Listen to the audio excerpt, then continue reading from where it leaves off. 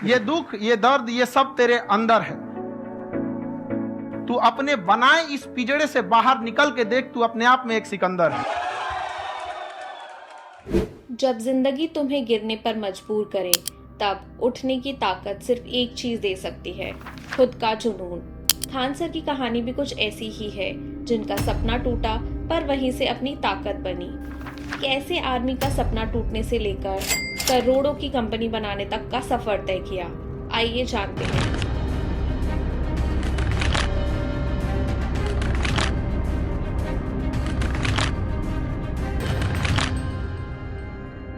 Khan sir का जन्म 12 दिसंबर 1993 में गोरखपुर, उत्तर प्रदेश के एक मुस्लिम मिडिल क्लास फैमिली में हुआ था। खान सर के पिताजी ने कई अलग अलग जगह जॉब्स किए हैं और उनकी माँ एक हाउसवाइफ है और उनका भाई फौज में है। खान सर ने अपनी स्कूलिंग गोरखपुर के परमान मिशन स्कूल से की थी।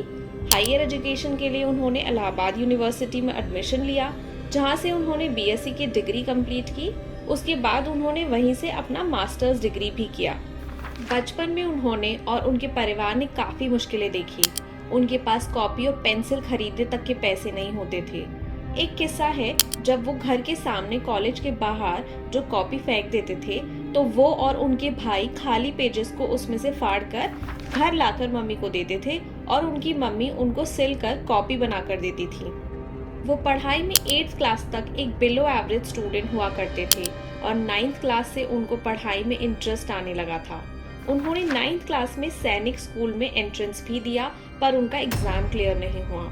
जब खान सर 10th क्लास में थे, तब वो एनसीसी में बहुत ही बढ़िया शूटिंग करते थे।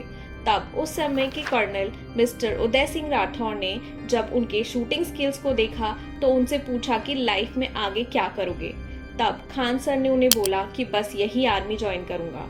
आगे चलकर जब उन्होंने एनडीए का एग्जाम की तैयारी की और उन्होंने क्लियर भी किया, फिर इलाहाबाद में एसएसबी बोर्ड में जब वो मेडिकल टेस्ट के लिए गए, तब उन्हें मेडिकली अनफिट की वजह से रिजेक्ट कर दिया, क्योंकि उनका हाथ टेढ़ा था।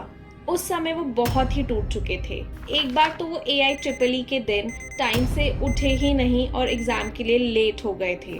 ये सब होने के बाद उनको समझ नहीं आ रहा था कि करियर में क्या करें, तो वो गांव से पटना शहर के लिए निकल पड़े। उस समय उन्होंने वेल्डिंग का काम भी किया ताकि गुजारा चल पाए। इसी बीच उन्होंने पढ़ाई छोड़ने का फैसला किया, पर खान सर के 3 दोस्त हेमंत, सोनू और पवन ने उनका मनोबल टूटने नहीं दिया और इनके थ्रू होम ट्यूशंस देना शुरू किया। उनका फर्स्ट स्टूडेंट बहुत ही शरारती था और उसको पढ़ने में मन नहीं लगता था, पर आगे चलकर वो स्टूडेंट काफी अच्छे मार्क्स लाने लगा। इसी बीच एक कोचिंग इंस्टीट्यूट से उनको पढ़ाने का ऑफर आया और वो वहाँ कोचिंग देने लगे। उनका पढ़ाने का स्टाइल बच्चों को इतना पसंद आया कि धीरे धीरे कब 6 स्टूडेंट से 500-600 स्टूडेंट्स हो गए। अब इंस्टीट्यूट के मालिक ने कहा कि अब तो स्टूडेंट्स भी बढ़ रहे हैं, अब फीस बढ़ानी चाहिए। तब खान सर ने फीस बढ़ाने से मना कर दिया कि इससे ज्यादा फीस वो नहीं बढ़ाएंगे, क्योंकि वो खुद फाइनेंशियली इतना स्ट्रगल कर चुके थे कि वो समाज के बच्चों के लिए एक अफोर्डेबल एजुकेशन देना चाहते थे। तब इंस्टीट्यूट के मालिक ने उनसे बुरे बर्ताव से बात की, तो खान सर ने वहां से पढ़ाने के लिए मना कर दिया। वो उदास होकर घर की ओर वापस जाने का मन बना चुके थे, लेकिन जेब में थे 40 रुपए और किराया था 90 रुपए। उस रात वो गंगा के किनारे अकेले बैठे हुए थे और रात के 3 बजे वापस किराए के मकान में पहुंचे। शायद ऊपर वाले को कुछ और ही मंजूर था। बस फिर क्या, अगले ही दिन उन्होंने पटना में अपना ही coaching centre Khan GS research centre शुरू किया। खान सर का नॉमिनल फी स्ट्रैटेजी, जिसमें वो सिर्फ 200 रुपए चार्ज करते हैं, इंश्योर करते हैं कि क्वालिटी एजुकेशन हर स्टूडेंट तक पहुंच सके, चाहे उनका फाइनेंशियल बैकग्राउंड कुछ भी हो। वो कहते हैं ना, सफलता के रास्ते में संघर्ष का आना तय है। मई 2019 सुबह के 9 से 10 बजे के बीच जब खान सर हिस्ट्री का बैच ले रहे थे, तब इंस्टीट्यूट के बाहर कुछ लोगों ने बॉम्ब फेंकने शुरू किए। इसी बीच एक बॉम्ब ठीक उनके सामने आकर गिरा, पर वो फटा नहीं। वो खान सर कहते हैं ना कि बॉम्ब को भी पता था कि टीचर की इज्जत करनी चाहिए। आसपास के लोगों में दहशत थी। आसपास के बाकी इंस्टीट्यूट्स डर के मारे बंद कर दिए गए थे, पर खान सर कहाँ मानने वाले थे। उसके ठीक अगले ही बात से उन्होंने पढ़ाना जारी रखा। कुछ भी बोलो, जज्बा तो एक फौजी वाला ही रखते हैं खान सर। सब कुछ सही ही चल रहा था। इसके बाद आता है मार्च 2020 का लॉकडाउन। अब प्रॉब्लम ये थी कि वो सोशल मीडिया से इतना वाकिफ नहीं थे, ऑफलाइन क्लासेस नहीं हो पा रही थी, तो खान सर ने सोचा कि अब ऑनलाइन यूट्यूब के थ्रू ही पढ़ाना पड़ेगा। तब उनके गांव में पानी भरा हुआ था, तो वो ट्रक से पटना गए और सारा सामान लेके आए, और वापस आके जब कमरे में लाइट्स लगाने की जगह नहीं मिली तो उन्होंने 2 बांस के बीच में अपना फ़ोन फिट किया और शुरू किया वीडियो बनाना।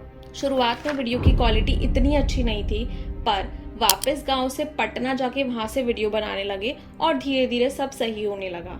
इसी लॉकडाउन में इनके सब्सक्राइबर इतनी तेजी से बढ़े कि आज इनके मेन यूट्यूब चैनल में 23.8 मिलियन सब्सक्राइबर्स हैं। खान सर ने एक इंटरव्यू में बताया कि YouTube उनके रैपिड सब्सक्राइबर ग्रोथ से इम्प्रेस और क्यूरियस था कि उन्होंने कॉन्टैक्ट करके पूछा कि इतना बड़ा सब्सक्राइबर बेस उन्होंने इतने कम समय में कैसे बनाया। ये तो उनका हार्डवर्क और इनोवेटिव टीचिंग स्टाइल का एक बढ़िया एग्जाम्पल था। खान सर को एक एडटेक कंपनी की तरफ से 107 करोड़ का ऑफर भी मिला था, जो शायद टीचिंग या कोलैबोरेशन के लिए था, लेकिन उन्होंने ये ऑफर रिजेक्ट कर दिया था। खान सर ने कहा कि उनका मिशन हमेशा अफोर्डेबल और एक्सेसिबल एजुकेशन प्रोवाइड करना है। तो ये है खान सर।